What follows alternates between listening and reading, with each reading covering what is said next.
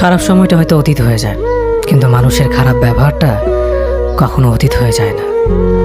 শুধু নিজে থেকে কথা বলা বন্ধ করে দেখো, দেখবে অনেক আপনজন পর হয়ে যাবে। আসলে কেউ আপন হয় না।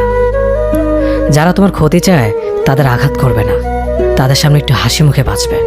দেখবে তুমি আঘাত করলে যা কষ্ট পেত, ওরা তার থেকেও বেশি কষ্ট পাবে।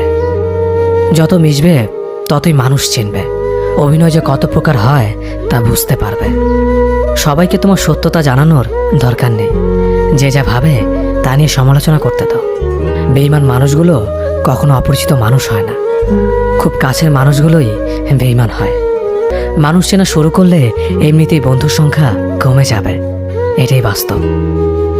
3টি কথা মনে রাখবেন: যে তোমাকে সাহায্য করে তাকে কখনো ভুলে যেও না, যে তোমাকে ভালোবাসে তাকে কখনো ঘৃণা করো না, যে তোমাকে বিশ্বাস করে তাকে কখনো ঠকিও না। ধোঁকা একজনেই দেয়, কিন্তু বিশ্বাস সবার উপর থেকে উঠে যায়।